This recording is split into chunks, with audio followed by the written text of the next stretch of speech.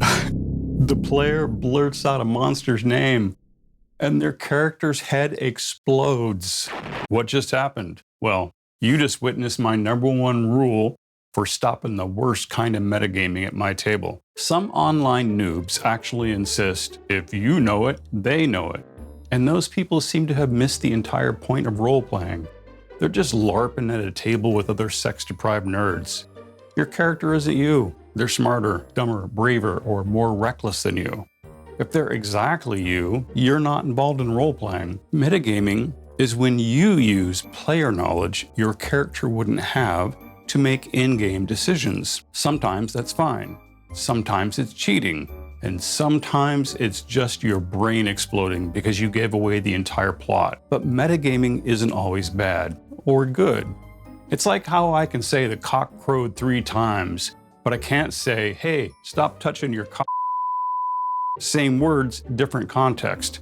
And today, we're going to talk about metagaming, why it's a bigger problem in fantasy RPGs than in modern or sci-fi settings, and how to handle it without ruining the fun for everyone. In modern or sci-fi, including Old West and historical genres, the gap between player knowledge and character knowledge is usually assumed small. You already know how gravity works, how a car is driven, how guns work, and how humans generally behave. Even in Call of Cthulhu, most of the setting is grounded in a world you recognize. The supernatural stands out precisely because it breaks the rules you already know. Verisimilitude is everything until you encounter a giant blob of goo covered in mouths and eyes ordering you to worship it. But in fantasy games, the gap is massive. Sure, horses and castles are your anchor points, but you don't actually live in a world where magic is real, where deities casually appear, well, unless you're still tripping at Woodstock from that brown acid. But in a world where giant floating eyeballs with death beams are a thing and actual dragons fly overhead,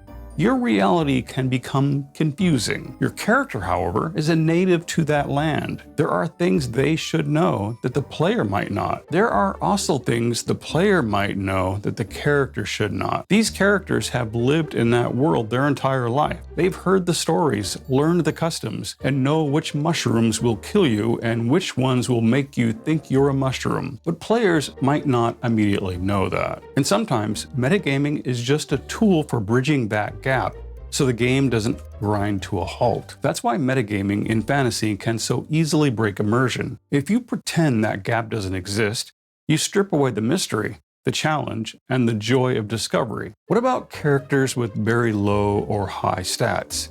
How do you translate that into game mechanics? What if a very smart player playing a very dumb barbarian solves a very hard puzzle instead of the very smart wizard? You know, that's actually easy. One option is that your very dumb character just had a groundbreaking epiphany, and be sure to include that in your character's personal history. Or the other option is what I call the party pool. You, the player, are part of the collective. Think of it like this. At the table, you're all connected. Your idea isn't necessarily limited to your character's private thoughts, especially if you're speaking out loud. Your ideas are now part of the shared brain waves and synapses for the entire adventuring party. So if you're playing the village idiot but crack the epic lich trap puzzle, that idea hits the party pool, and maybe the 25-int wizard gets all the credit, but character abilities are still respected while the whole table gets to enjoy the win. Now consider there are 2 types of metagaming, open and closed. Open metagaming is when you ask yourself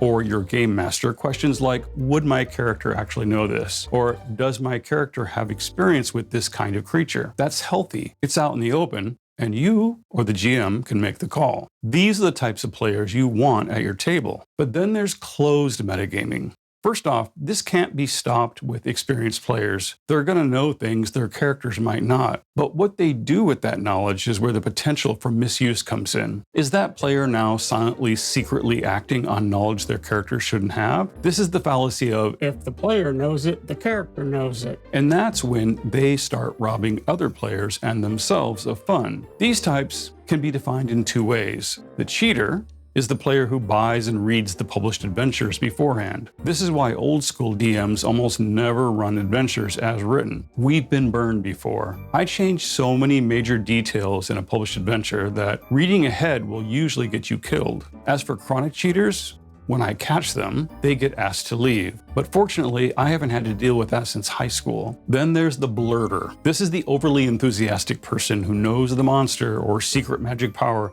and can't contain themselves from alerting others to details their character wouldn't, and thus the party shouldn't know. Unfortunately, there's no way to unring that bell. And that's fine, kinda. Everyone knows, but at what cost? At my table, that's where the psychic damage comes in and heads start exploding. First offense, it hurts. How much depends on how much fun they ruined for others. After all, breaching the psychic veil of the cosmos to steal hidden secrets for personal gain can be painful. Second offense, don't matter how useful that character is going to be unconscious, bleeding from the nose and ears. Third offense, well, there really shouldn't be a third offense. But if it happens, their skull pops and brain liquefies because they tapped into forces beyond their control. Thanks for the information. Now we need to scrub you off our clothing. Metagaming will happen. In many instances, it's actually very healthy, even necessary, for us mundane mortals to explain superhuman ability scores in a tabletop role-playing game. If it's used to help the party, explain what a character would reasonably know, or keep things moving, it can make the game better. But if it's misused to cheat or deprive others of fun, well, that's when we all start singing "Pop Goes the Weasel." And if you're lucky, someone will be there with a mop. As always, I'm your host and friend, Atten, here at We Love TTRPGs. Please remember to like the video so YouTube will share this content. And thanks for watching.